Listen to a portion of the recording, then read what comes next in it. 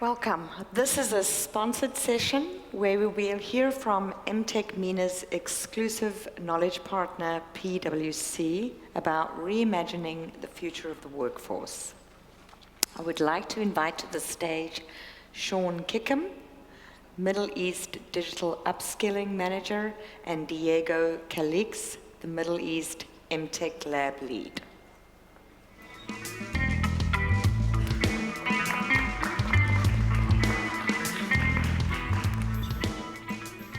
Hello. Hi, everyone. Super excited. We're going to move. Let me get rid of my phone just in case.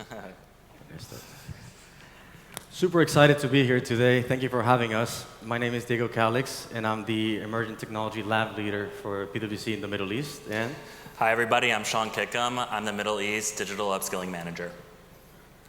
so it's no surprise that the world is changing crazily fast, and with all the stuff that we heard from Greg and Kevin, one of those avatars actually is greeting our guests at our experience center in Singapore. You'd be surprised to see them in action. But especially being here, we get super excited about what could happen with this technological change. And a lot of the leaders and CEOs that we talk to would agree with that, but they also feel that they're not ready. And they're not ready because they don't think their workforce is ready, or the people have the skills to really fully take advantage of this technological change. So we asked ourselves that question. When things change super fast for organizations, we call it disruption. And that disruption turns into how do you innovate and how do you transform. But normally the approach is that you need to transform with a single approach, digital transformation, organizational. So we asked ourselves, how could we continue to transform on a day-to-day basis to keep up with that change? And we said, it's on our people. So how do we give our people the digital skills? How do we put the right measures in place that we think organizations need to adopt across the world? So part of that key transformation was our digital upskilling. We surveyed over 200 CEOs in the Middle East, and we found that their two biggest risks or concerns for the future are, number one, a skills gap in their workforce, and number two, the need for data-driven decision making. So we as a firm have invested over $3 billion into a digital upskilling program that is meant to close that skills gap in our workforce so that we can enable them to use data to make better decisions. This digital upskilling program is both business-led, top-down, and citizen-led, bottom-up. The business sets KPIs for our firm to push the digital agenda. And the business also creates tech-specific centers of excellence to solve problems internally and for our clients. The citizen-led approach is two-pronged. First, it's open to everybody. We invite everybody at PwC to join into our digital upskilling journey. We do this through our digital academies, where they come in for a full day of learning to get to learn and play with different data visualization tools. We also do this through what we created, a digital fitness app, where our people can assess their own digital fitness and then get a personalized digital learning program so they can focus on their weak areas. Already, out of the 250,000 of our employees worldwide, 97,000 of them have opted into this app. The second prong of that citizen-led approach is a little bit more targeted. It's where we take our more eager staff and they self-select themselves by applying to what we call our Digital Accelerators program. This program is a 6-week-long intensive learning program where we actually take them out of the business, out of their normal day-to-day admin work, out of the tax work, the auditing, the consulting work, and they focus on digitally upskilling themselves.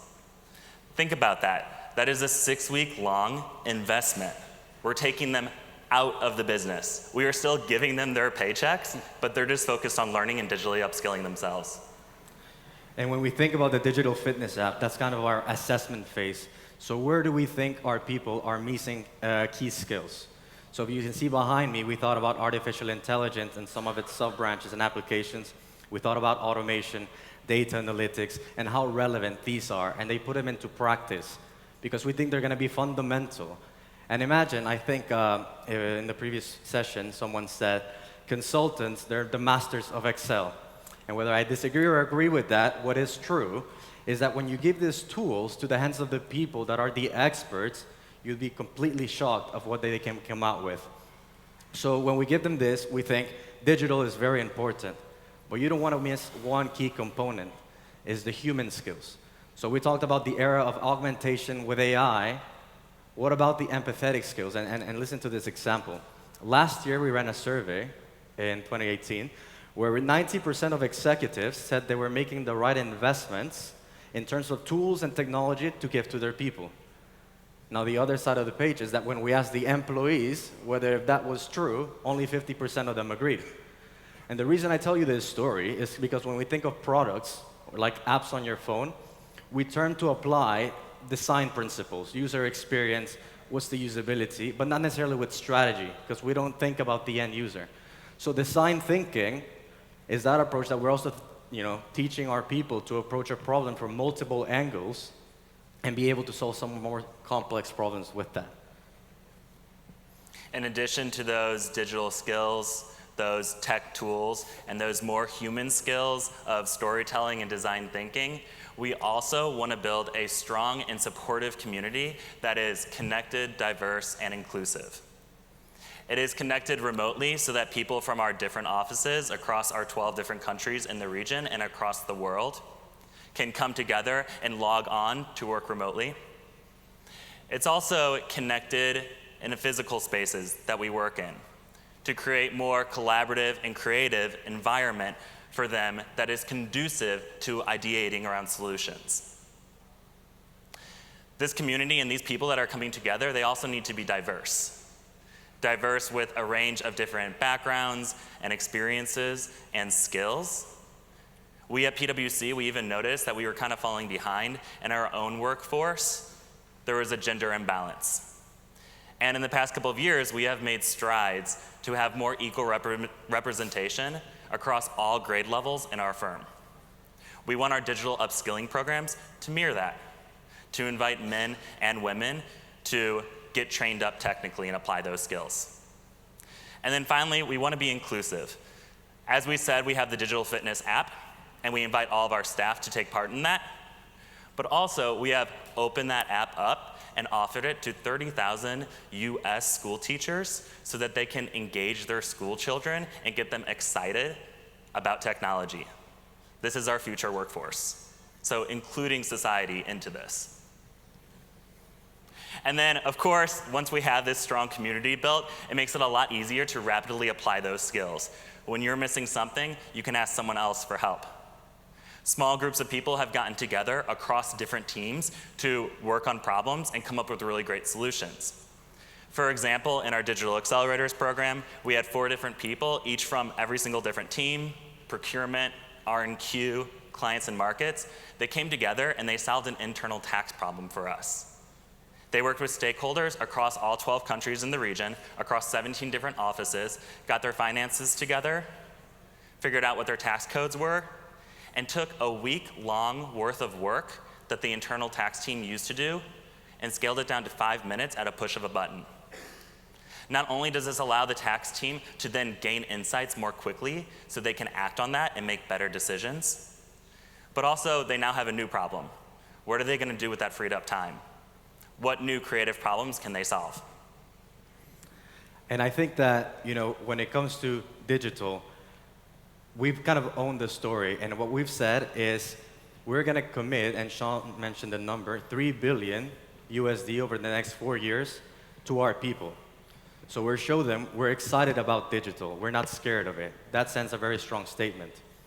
Also, when we talk to our people about digital, we learned that they want to be relevant. How do they remain relevant in the future?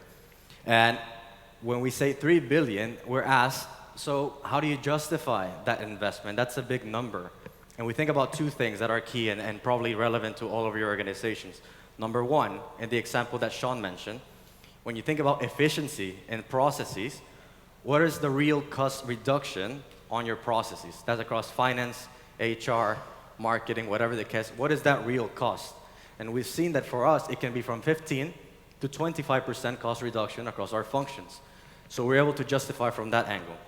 The second one, which I'm excited about, is when you put these tools and this learning on your people, they'll come up with new sources of revenue for you. So what are the new capabilities that you will create out of your upskilled digital workforce?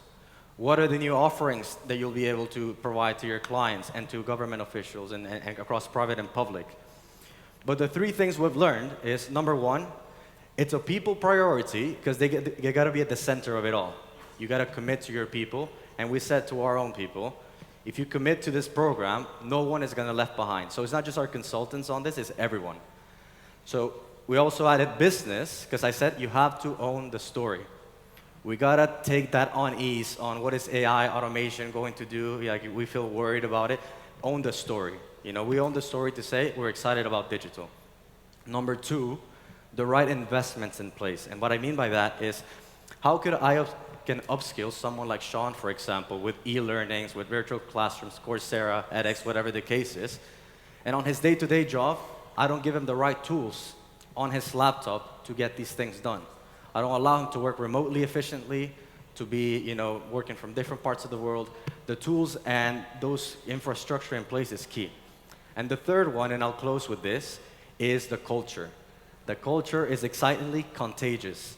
People will get excited about it with some really, really good stories, but this is the key. We've gotten excited about the investment. We've seen some results. Another realization is we cannot do it alone.